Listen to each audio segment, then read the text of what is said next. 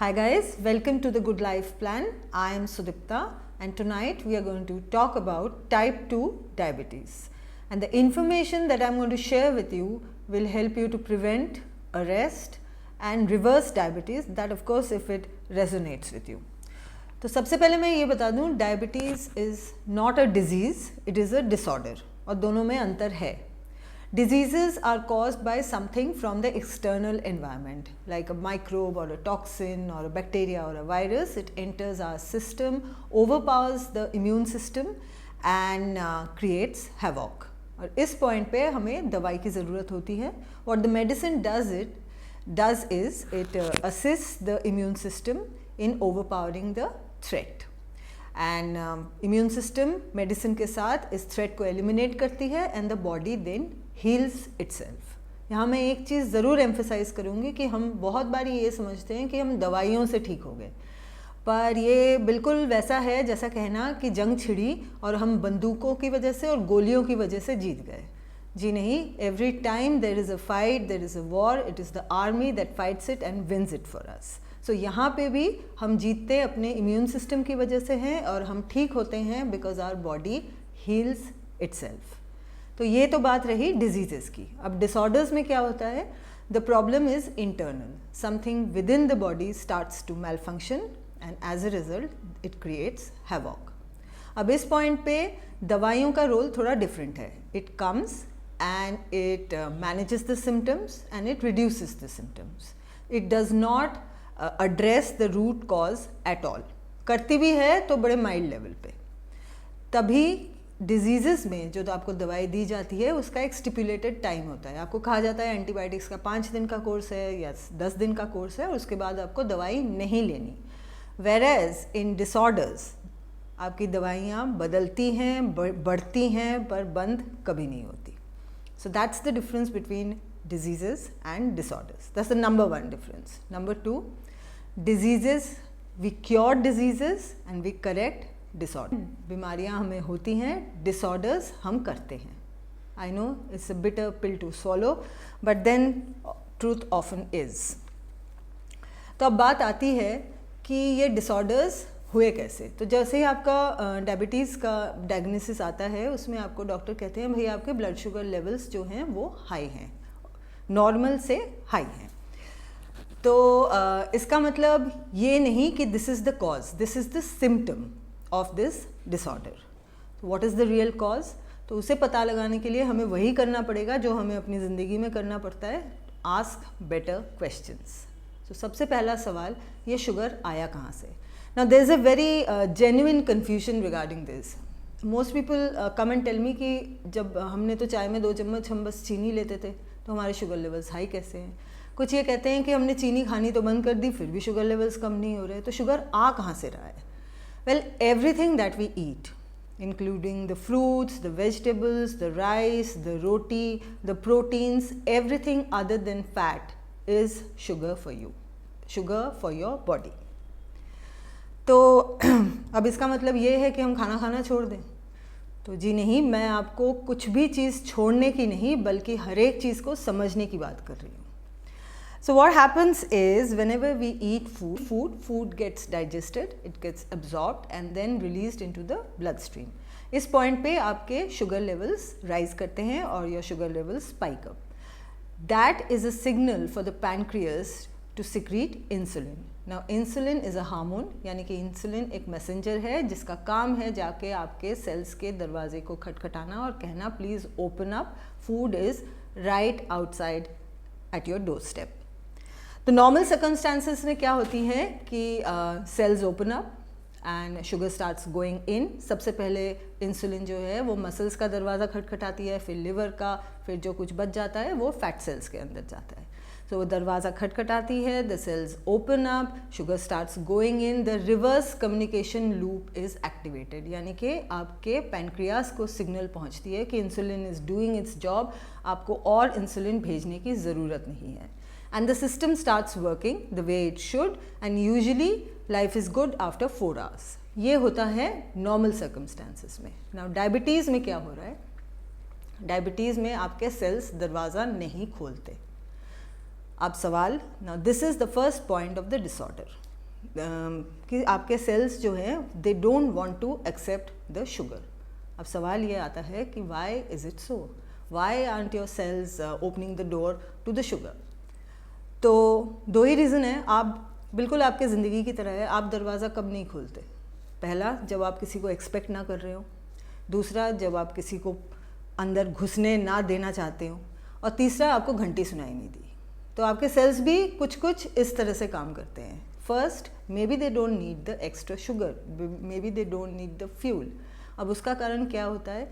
Unlike us, our cells understand that everything in excess is toxic and they don't want to take the sugar because they're already, their glycogen stores are full, they haven't been used, and they don't want to store excess fuel, excess and unnecessary fuel, because it would interfere in their normal way of functioning. तो इस वजह से वो cell receptors जो है insulin की बात नहीं सुनते और दरवाज़ा नहीं खोलते। The second is may be they didn't know that there is food at their door step. उसका रीज़न क्या होगा? उसका रीज़न है इंसुलिन।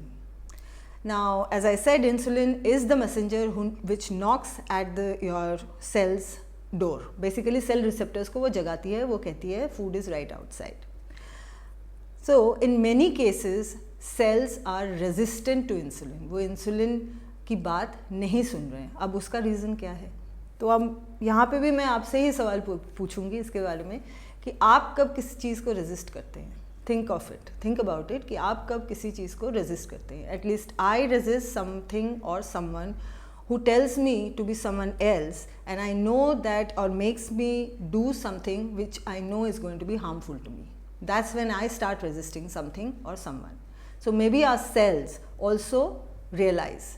So इसका रीज़न ये होता है कि constant high levels of insulin outside in our blood causes the cells to become resistant. क्योंकि इंसुलिन का काम है आपके सेल्स को बोलना कि भैया please take the sugar inside, and the cells know that they don't need it and it will cause them harm.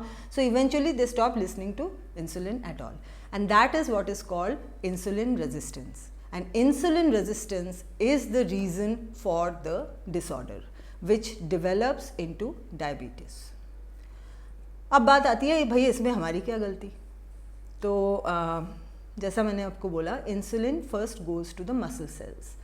Muscle cells become insulin resistant when they are unable to use the glycogen which is stored inside them. And muscles, as I've been telling over and over in all my Good Life Plan episodes, that muscles demand activity and attention.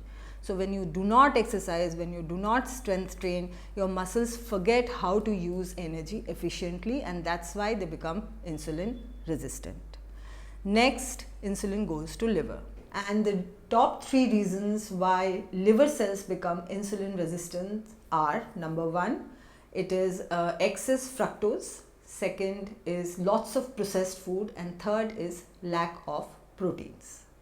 उसके बाद आती है fat cells. Now fat cells जो हैं वो insulin resistant काफ़ी बाद में होती हैं, but by the time they are insulin resistant it is total disaster, because then diabetes results in obesity, जिसे कि diabosity कहा जाता है. And once that stage happens, then it is like a complete systemic failure.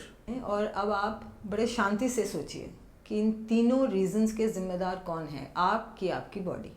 And the answer will tell you the steps that you need to take to correct this disorder. इस point पे मुझे बहुत सारे लोग ये भी कहते हैं कि जो आपने अभी तक बोला वो नॉर्मल लोगों के लिए है. What about all those who have inherited the diabetic gene? तो टाइप 2 डायबिटीज़ की, as far as I know, genetic component अभी तक हमारे पास कोई कंक्लूसिव एविडेंस नहीं है कि है.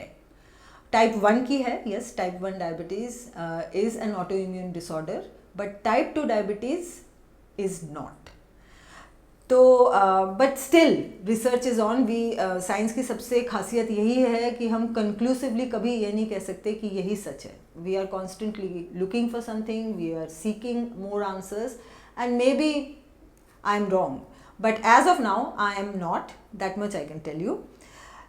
तो अब ये बात आती है, फिर वो कहते हैं कि नहीं हमारे फादर को डायबिटीज़ थी, हमारे ग्रैंडफादर को डायबिटीज़ थी, तो इस वजह से हमें डायबिटीज़ हो गई है। तो डायबिटिक जीन आप कैसे कह सकते हैं डायबिटिक जीन नहीं है? तो यहाँ पे I will not get into this debate, I would rather speak about how we perceive, how we understand genes. तो हम सब ये समझते हैं कि genes are something which is inside us and one fine day it just starts misbehaving.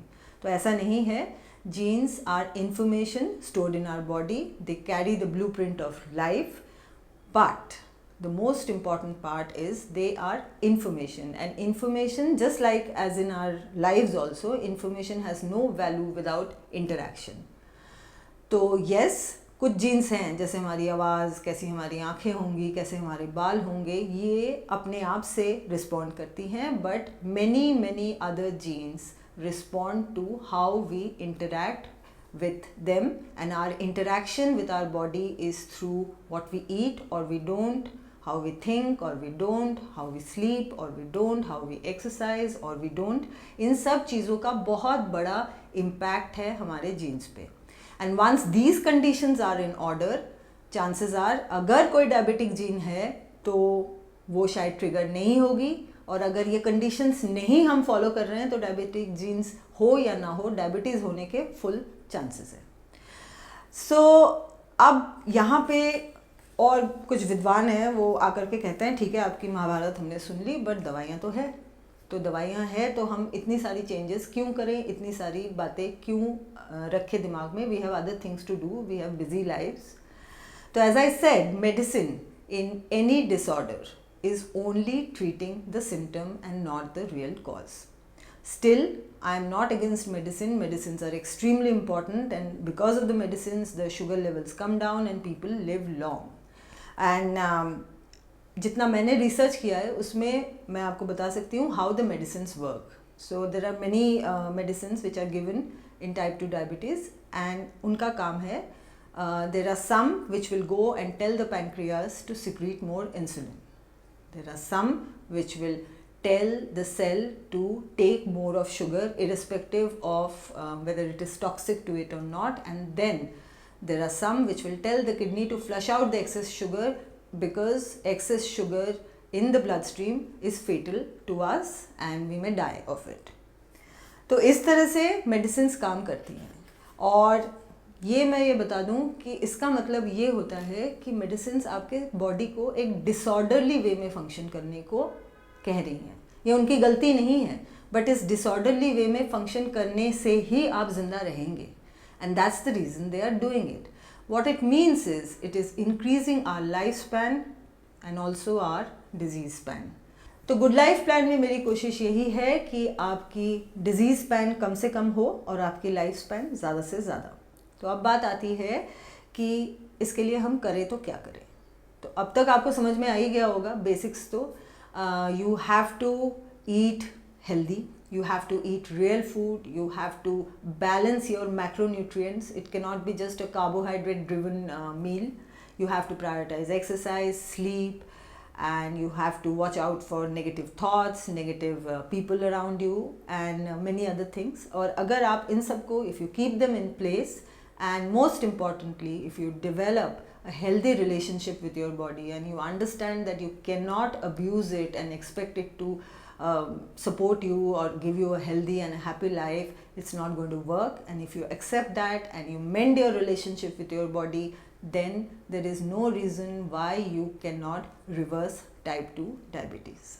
So with that I come to the end of this episode. I hope Good Life Plan is helping you in your fitness quest. If it is, please do like, share and subscribe. Thank you very much.